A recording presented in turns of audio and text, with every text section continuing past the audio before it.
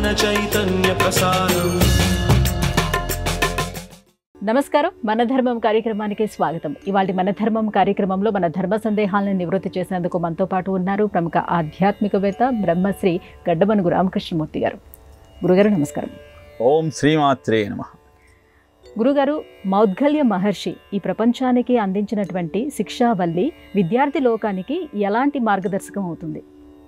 భారతీయ జీవన విధానంలో చతుర్విధ పురుషార్థ సాధనే ప్రతి వారి లక్ష్యం. ధర్మార్థ కామ మోక్షాలనే ఈ నాలుగింటిని అందుకొని జీవితాన్ని ధన్యం చేసుకుందామనేది ప్రతి వారి ఆలోచన. ధర్మాన్ని ఆచరించగలిగితే మోక్షాన్ని అందుకోవచ్చు. ఇక అర్థకామాలు ఆ మోక్షాన్ని అందుకోవటానికి, ధర్మాన్ని ఆచరించటానికి ఉపకరించే సాధనాలు. అలానే బ్రహ్మచర్య, గృహస్థ, వానప్రస్థ, సన్యాసాశ్రమాల నాలుగింటిలోనూ బ్రహ్మచర్య ఆశ్రమంలో నాటే బీజాలే అనంతరం అద్భుతమైనటువంటి వైరాగ్య భావనను కలుగజేసేటువంటి సాధనాలు. విద్యార్థులలో గ్రహణ శక్తి అద్భుతంగా ఉంటుంది. గ్రహణం ధారణం చైవ స్మరణం ప్రతిపాదితం ఊహ అపోహ విజ్ఞానం తత్వజ్ఞానం చ ధీషణా అని ఎలా విద్యను అభ్యసించాలి అన్న విషయాన్ని స్పష్టంగా రామాయణంలో తెలియజేస్తాడు. గ్రహించి, ధరించి, స్మరించి, ప్రతిపాదించి ఊహ అపోహలనేటువంటి మీమాంసలో విచారణ చేసి తత్వజ్ఞానాన్ని పొందమని చెప్పింది శాస్త్రం. ఇలాంటి అద్భుతమైన కార్యక్రమాన్ని విద్యార్థి సక్రమంగా నెరవేర్చాలి అంటే ఎలాంటి విధి విధానాలను ఆచరించాలో మౌద్గల్య మహర్షి కృష్ణ యజుర్వేదానికి అనుబంధమైన తైత్తరీయ ఉపనిషత్తులో శిక్షావల్లిలో తెలియజేశాడు. వల్లి అంటే తీగ. తీగ ఏ విధంగానైతే ఆధారమై అందమైనటువంటి పందిరికి నిలయమవుతుందో అలానే బాల్యావస్థలో, విద్యార్థి అవస్థలో ఆచరించాల్సినటువంటి, తెలుసుకోవలసిన విషయాలన్నింటినీ సక్రమంగా తెలుసుకొని అనంతర గృహస్థాశ్రమ, వానప్రస్థ, సన్యాసాశ్రమాల ద్వారా ఏ విధంగా జీవితాన్ని ధన్యం చేసుకోవచ్చో తెలియజేశారు. అందుకే మొట్టమొదటే సత్యం వదిష్యామి, ధర్మం వదిష్యామి, తన్మామవతు, తద్వక్తారమవతు, అవతు మాం, అవతు వక్తారం. ఓం శాంతి శాంతి శాంతి. ఇది విద్యార్థికి నేర్పే మొదటి పాఠం.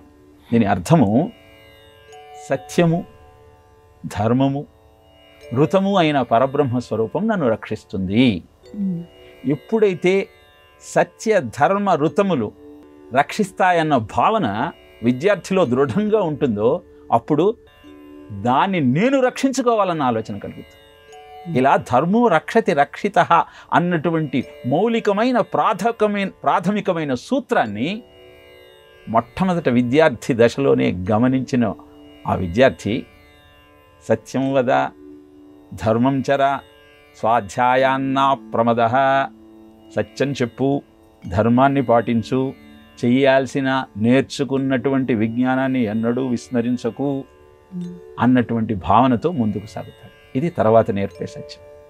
గృహస్థాశ్రమాన్ని స్వీకరించిన తర్వాత సత్యాన్న ప్రమథితవ్యం, ధర్మాన్న ప్రమథితవ్యం, భౌత్యైన ప్రమథితవ్యం, స్వాధ్యాయ ప్రవచనాభ్యాం న ప్రమథితవ్యం, దేవపితృభ్య కార్యాభ్యాం న ప్రమథితవ్యం అంటూ సత్యాన్ని, ధర్మాన్ని, నేర్చుకున్న విజ్ఞానాన్ని ప్రవచిస్తూ నలుగురికి మేలు చెయ్యాలన్న ఆలోచన, దేవ పితృ కార్యక్రమాలను ఆచరించేటువంటి ఆలోచనను కొనసాగిస్తాను అంటూ గృహస్థాశ్రమాన్ని స్వీకరించి మాతృదేవో భవ, పితృదేవో భవ, ఆచార్యదేవో భవ, అతిథి దేవో భవ అంటూ తన జీవితంలో తాను ఆచరించాల్సిన ధర్మాలన్నింటినీ సక్రమంగా ఆచరిస్తూ జీవితాన్ని ముందుకు గడపగలుగుతాడు.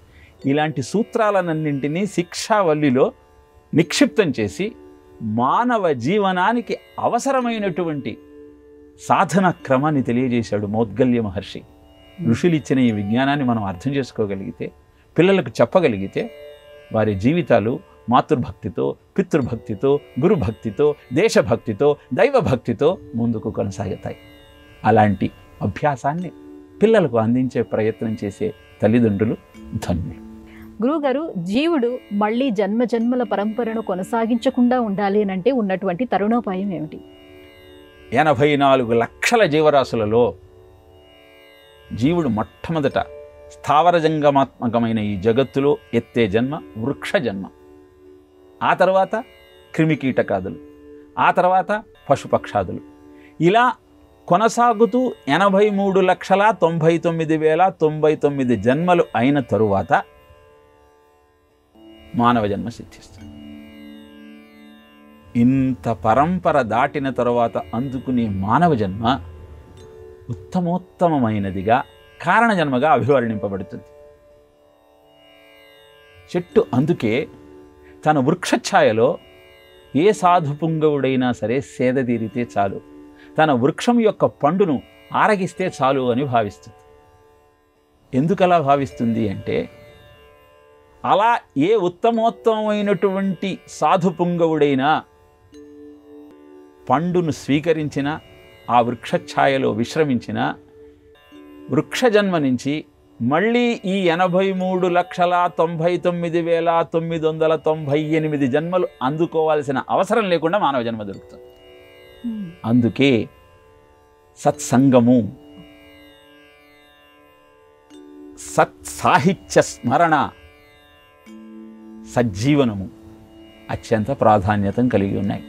గురువును ఆశ్రయించి ఆయన శుశ్రూష చేస్తూ అద్భుతమైన మానవ జన్మను సుసంపన్నం చేసుకోగలిగితే, పరమేశ్వర ప్రాప్తిని అందుకోగలిగితే మళ్ళీ పుట్టాల్సిన అగత్యం ఉండదు.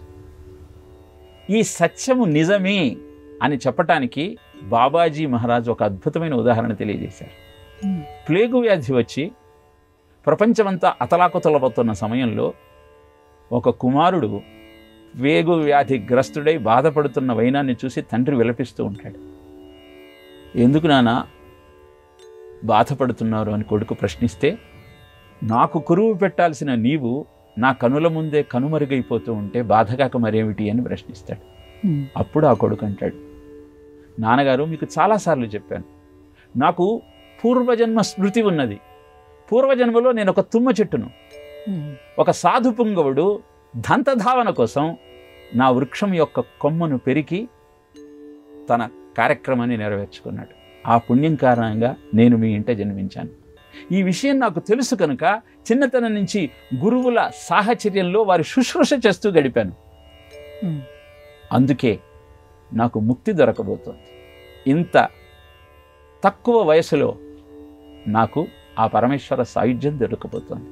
ఈ విషయాన్ని తెలుసుకొని మీరు బాధపడకండి అంటూ తన పూర్వజన్మ రహస్యాన్ని చెప్పాడు అంటూ సిక్కు గురువు అయిన బాబాజీ మహారాజ్ తాను చూసినటువంటి ఈ దృశ్యాన్ని శిష్యులకు వివరించాడు. కనుక ఈ జన్మ పరంపర నుంచి బయటపడాలి అని భావిస్తే గురువును ఆశ్రయించి ఆయన శుశ్రూష చేయటమే అద్భుతమైన ఉపాయం. గురువుగారు, శివుడు ప్రతినిత్యం సంధ్యా సమయంలో నృత్యం చేస్తాడని చెప్తారు. అయితే భూలోకానికి కైలాసానికి మధ్య ఆ సమయాలలో వ్యత్యాసం ఉంటుంది కదా, దాన్ని ఎలా తెలుసుకోవాలి? తరుణీ ఒక్క ముహూర్తముండు మిది సంధ్యాకాలమిక్కాలమందరయన్ భూత గణావృతుడైన కామారాతి లీలన్ వృషేశ్వరయానమున సంచరించుచునుండు ఎలా ధర్మమున్ వీడగన్ అంటాడు కశ్యపుడు దితితో.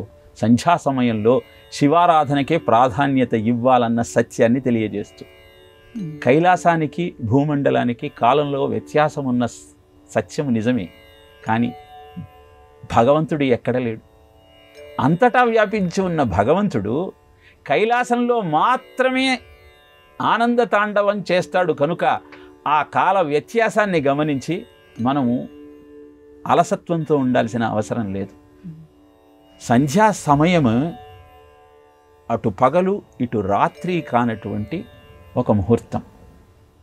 ఆ సమయంలో కలిగేటువంటి ఆలోచన పరంపర నుంచి బయటపడాలి అంటే శివారాధనకు మించినటువంటి సాధన మరొకటి లేదు. కైలాసము ఎక్కడో లోకాలన్నీ దాటిన తర్వాత ఉన్నదే కాదు, హిమాలయ పర్వతం మీద ఉన్న కైలాస శిఖరాన్ని ఎవరూ అధిరోహించలేకపోయారు. సాక్షాత్తు శివుడు అక్కడ నాట్యం చేస్తున్న దృశ్యాన్ని ఎంతోమంది యోగులు ప్రత్యక్షంగా చూశారు. విదేశస్థులు ఎంతో ప్రయత్నం చేసి అక్కడి దాకా వెళ్ళాలని ప్రయత్నించి విఫలులై ఈ కైలాస శిఖరాన్ని ఎవరు అధిరోహించలేరు అన్న సత్యాన్ని తెలియజేశారు. కనుక భారతదేశానికి భూగోళంలో ఉన్న ఇతర దేశాలకు ఎలా అయితే కాలంలో వ్యత్యాసం ఉన్నదో అలానే ఇతర లోకాల కాలమానంతో భారతీయ కాలమానాన్ని మనం పోల్చలేం. కానీ సర్వశక్తిమంతుడు, సర్వజ్ఞుడు, సర్వవ్యాపి అయిన ఆ సర్వేశ్వరుడు నిరంతరము కావాలనుకుంటే మనకు కనపడుతూనే ఉంటాడు. అలా ఆ స్వామి దర్శనంతో జీవితాన్ని ధన్యం చేసుకోవాలని భావిస్తే నిషిద్ధ కర్మలను పక్కకు పెట్టి స్వధర్మాన్ని నిర్వర్తిస్తూ నిత్య నైమిత్తిక కర్మలను ఆచరిస్తూ ఆ తాండవాన్ని కనులారా చూడాలన్న కాంక్షతో ఆయనను ఆరాధించే ప్రయత్నం చేద్దాం. గురువుగారు, బ్రహ్మోత్సవాలలో మహారథోత్సవాన్ని దర్శిస్తే మళ్ళీ జన్మంటూ ఉండదు అని చెప్పడంలో ఆంతర్యం ఏమిటి?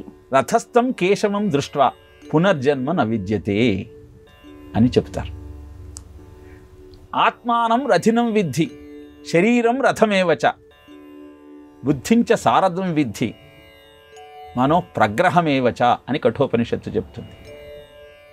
రథంలో ఉన్నటువంటి స్వామిని చూడటము అంటే ఈ శరీరం అనేటువంటి రథంలో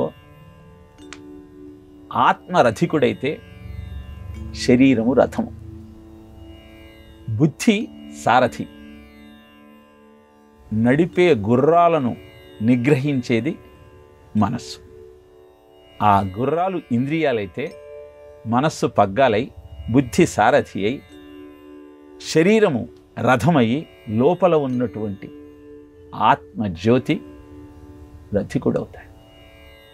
ఈ జీవాత్మ రథికుడైతే ఈ జీవాత్మ చేయాల్సినది ఏమిటి అంటే కేశవం దృష్ట్వా పరమాత్మను చూసే ప్రయత్నం చేయాలి. ఎప్పుడైతే జీవాత్మ ఆ పరమాత్మను చూడగలుగుతుందో ఇక మళ్ళీ జన్మంటూ ఎలా దొరుకుతుంది? అందుకే రథోత్సవంలో మొట్టమొదట రథ చక్రాలను చూడమన్నారు, ఆ తర్వాత అశ్వాలను చూడమన్నారు, అనంతరం స్వామిని చూడమన్నారు. రథ చక్రాలు కాల గమనానికి చిహ్నమై నీ జీవిత పరమార్థాన్ని నీకు గుర్తు చేసేటువంటి సాధనాలు. ఇంద్రియాలు గుర్రాలై ముందుకు నడుస్తూ ఉంటే వాటిని స్వామి సేవలో నియోగించాలన్న ఆలోచనతో ఈ జీవాత్మ ఆ పరమాత్మ మీద దృష్టి కేంద్రీకరిస్తే మళ్ళీ జన్మంటూ ఉండదు. నిజానికి రథము యుద్ధంలోనూ ఉంటుంది, బ్రహ్మోత్సవంలోనూ ఉంటుంది. యుద్ధంలో ఉన్న రథంలో మొట్టమొదట ధ్వజాన్ని చూడమన్నారు, తర్వాత అశ్వాలను, తర్వాత సారథిని చూడమన్నారు. అర్జునుడికి భారత యుద్ధంలో అపజయమంటూ ఎందుకు లేదు అంటే ధ్వజం మీద ఉన్నది హనుమంతుడు, గుర్రాలన్నీ దైవదత్తాలు, సారథి పార్థసారథి. ఇహ అపజయం ఎలా సిద్ధిస్తుంది? మానవ జీవన సంగ్రామంలో అలా ధ్వజంగా మనోజవం మారుతతుల్య వేగం జితేంద్రియం బుద్ధిమతం వరిష్టం ఆయన హనుమంతుడిని చేసుకొని, సారథిగా కేశవుణ్ణి చేసుకొని, దైవదత్తమైన గుర్రాలు ఇంద్రియాలుగా భావించి మనస్సును ఆ స్వామికి అర్పిస్తే మనం ముక్తిని పొందటం తథ్యం. అలానే బ్రహ్మోత్సవంలో జరిగే రథోత్సవంలో రథచక్రాలను గమనిస్తూ వాహనంలో అశ్వాలను గమనిస్తూ స్వామిని అర్చించగలిగితే మళ్ళీ జన్మంటూ ఉండదు. రథస్థం కేశవం దృష్ట్వా పునర్జన్మ న విద్యతే. అదే దానిలోనే ఆంతర్యం. గురువుగారు, మహాతపస్వి అయిన అగస్త్యుడు ధ్యానంలో ఉన్న ఇంద్రద్యుమ్నుడు తనకి నమస్కరించలేదు అన్న కారణంగా ఏనుగుగా పుట్టు అని శపించడం న్యాయమేనా? అగస్త్యుడు మహాతపశక్తిశాలి, నిరంతర శివారాధన చేస్తూ భారతదేశమంతా శివకేశవ ఆలయాలను ప్రతిష్ఠించిన మహానుభావుడు. పంచాక్షరీ మంత్ర పారాయణంబునకు యవ్వాని మానసంబు ఎడుగడయు దర్పోద్ధతులకు వాతాపీల్వులకు యవని శిలాస్థానము కుక్షి అని కాశీఖండంలో శ్రీనాథుడు అగస్త్యుని మాహత్యాన్ని తెలియజేస్తాడు. అలాంటి మహర్షి ఇంద్రద్యుమ్నుడిని శపించటంలోని ఆంతర్యం ఏమిటి?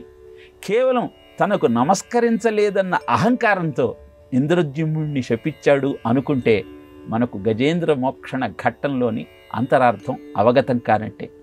ఇంద్రద్యుమ్నుడు పరమాత్మ సాయుధ్యాన్ని పొందాలన్న ఆలోచనతో కఠోరమైన తపస్సు చేస్తూ ఉంటాడు ఆ మందరగిరి మీద కొన్ని సంవత్సరాల బట్టి.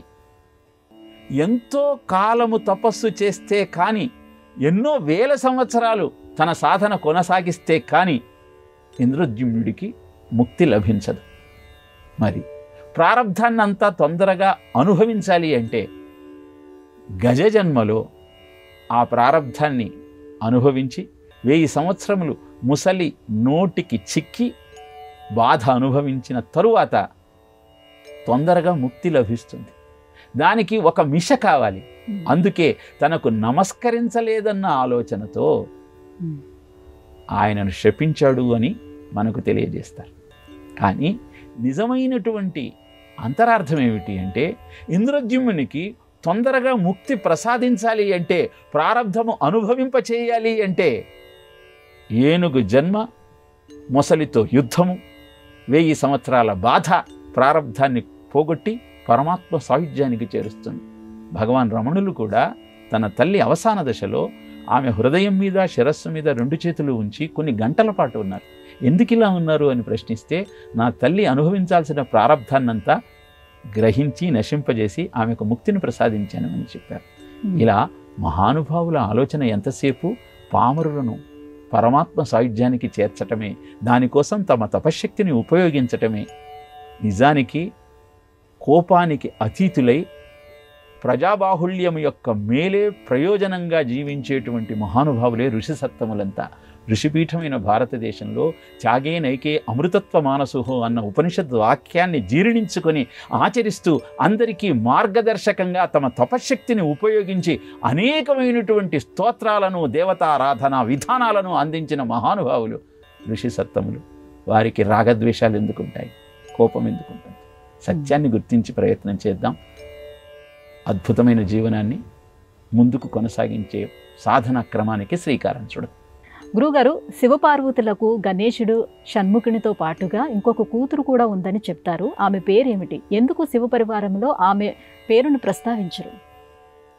శివుడు పార్వతితో కలిసి నందనవనంలో విహరిస్తున్న సమయంలో కల్పవృక్షం దగ్గర పార్వతీ పరమేశ్వరులిద్దరూ సమావేశమై ఉన్న సమయంలో పార్వతీదేవి హృదయంలో ఒక అద్భుతమైన కోరిక జనించింది.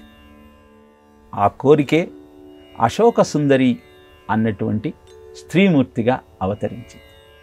హుందాసురుడనే రాక్షసుణ్ణి సంహరించటం కోసం అశోక సుందరి అవతరించింది.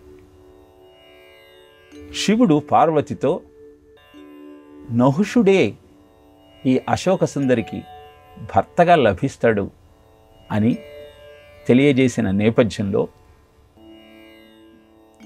ఆ అశోక సుందరి నహుషుడి గురించి తపస్సు చేయటం ప్రారంభించింది. ఆమె సౌందర్యాన్ని చూసిన హుందాసురుడు ఆమెను అవమానించే ప్రయత్నం చేశాడు. తాను నహుషునికి మాత్రమే భార్య అవుతానని చెప్పి హుందాసురుణ్ణి నిరసించింది అశోక సుందరి. ఇంకా పుట్టని వాని కోసం ఎందుకీ తపస్సు అంటూ అవహేళన చేశాడు హుందాసురుడు. అయోనిజులకు భౌతికమైన శరీర ధర్మాలతో ఎలాంటి సంబంధము ఉండదు అంటూ నహుషుని కోసం తాను చేసే తపస్సును కొనసాగించింది. రంభ ద్వారా అశోక సుందరి గురించి తెలుసుకున్న నహుషుడు ఆమెను వివాహం ఆడి హుందాసురుణ్ణి సంహరించాడు. ఇలా పార్వతీదేవి సంకల్పం నుంచి నందనవనంలో కల్పవృక్షం దగ్గర ఉద్భవించినది అశోక సుందరి. ఈమె కారణజన్మురాలు. గణపతి, షణ్ముఖులు వీళ్ళిద్దరూ ఉపాస్య దైవాలు. అందుకే శివ కుటుంబంలో మనకు దర్శనమిస్తారు. హుందాసురుడనే రాక్షసుణ్ణి సంహరించటం కోసం పార్వతీదేవి సంకల్పం నుంచి ఉద్భవించిన కారణజన్మురాలైనటువంటి అశోక సుందరికి మనం ఆ ఉపాస్య దైవం స్థాయిని ఇవ్వలేదు కనుక ఆమె శివ కుటుంబంలో మనకు దర్శనం ఇవ్వదు. గురుగారు, విశ్వామిత్రుడు తాను బ్రహ్మర్షి కావాలని బ్రహ్మను గురించి తీవ్రంగా తపస్సు చేస్తాడు. బ్రహ్మ ప్రత్యక్షమై బ్రహ్మర్షిగా నేను గుర్తిస్తున్నాను అని అన్నా కూడా కాదు, వశిష్ఠుడు నన్ను బ్రహ్మర్షిగా గుర్తించాలని అనటం, ఈ వృత్తాంతాన్ని ఎలా విశ్లేషించుకోవాలి? విశ్వామిత్రుడు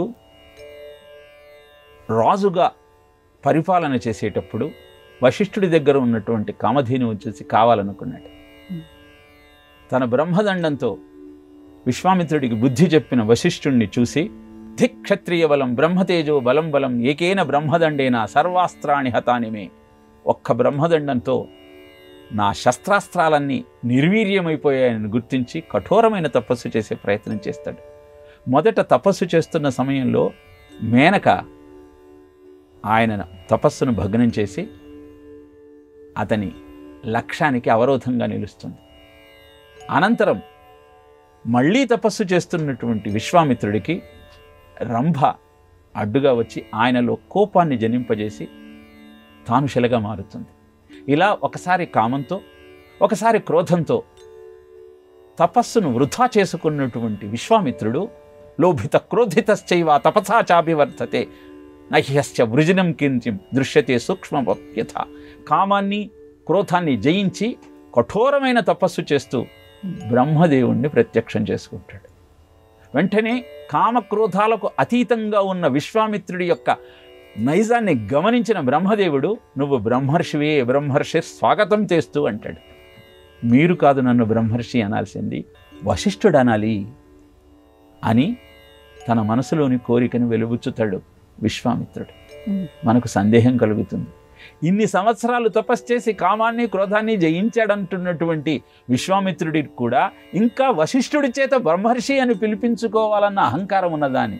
కానీ విశ్వామిత్రుడి ఆలోచన ఏమిటి అంటే, వశిష్ఠుడు కామాన్ని క్రోధాన్ని జయించినవాడు, మానవుడిగా ఋషిగా జీవితాన్ని గడుపుతూ ఆ స్థితికి ఎదిగినవాడు. కామేచ క్రోధేచ వశే తిష్టతి ఇది వశిష్ఠ అని చెబుతుంది శాస్త్రం. ఎవరైతే తనలా ముని జీవితాన్ని గడుపుతూ కామక్రోధాలను జయించాడో అతను నన్ను బ్రహ్మర్షి అని గుర్తించినప్పుడు కదా నిజంగా నేను బ్రహ్మర్షిని అయ్యేది. బ్రహ్మదేవుడు సకల చరాచర సృష్టికి విధాత, ఆ స్వామి దయతో అంటున్నాడేమో, కానీ నేను నిజంగా బ్రహ్మర్షినన్న సత్యాన్ని వశిష్ఠుడు చెప్పినప్పుడు నేను నమ్మగలుగుతాను. నాలో ఇంకా కామము క్రోధము ఉన్నదేమో తెలియదు కదా, దాన్ని పూర్తిగా అంతం చేసుకున్నప్పుడే కదా నేను బ్రహ్మర్షిని అయ్యేది అన్న ఆలోచనతో వశిష్ఠుడు నన్ను గుర్తించాలి అని ప్రశ్నించాడు తప్పితే, ఇంకా అహంకారం ఉంటే, రాగము ద్వేషము ఉంటే బ్రహ్మదేవుడు ఎందుకని విశ్వామిత్రుడిని బ్రహ్మర్షి స్వాగతం చేస్తూ అంటాడు. బ్రహ్మదేవుడు కూడా ఆ అర్హత కల్పించటం కోసం ఆయన యొక్క దృఢమైన పట్టుదల తపశక్తిని గమనించిన తరువాత మాత్రమే బ్రహ్మర్షిగా అతనిని గుర్తించాడు. అందుకే పురాణంలో చెప్పబడిన ఋషి వాక్కులకు విపరీత వ్యాఖ్యానాలు చెయ్యకుండా కొంచెం ఆలోచించగలిగితే అద్భుతమైన సత్యము, ఆర్ద్రతతో కూడిన భావము మన సొంతమవుతుంది. దాన్ని అర్థం చేసుకుంటూ పురాణ విజ్ఞానాన్ని ప్రజా జీవనానికి అన్వయించుకుంటూ ముందుకు సాగే ప్రయత్నం చేద్దాం. గురుగారు, ఇవాళ మన ధర్మము కార్యక్రమంలో మాకు వచ్చినటువంటి సందేహాలన్నీ కూడా నివృత్తి చేసినందుకు ధన్యవాదాలండి. కృష్ణ. ఇది ఇవాళ మన ధర్మం కార్యక్రమం. రేపటి మన ధర్మం కార్యక్రమంలో మళ్ళీ కలుసుకుందాం. నమస్కారం. ఈ కార్యక్రమాన్ని తిరిగి చూడాలనుకుంటే www.youtube.com/ETV Life Spiritual లో చూడవచ్చు.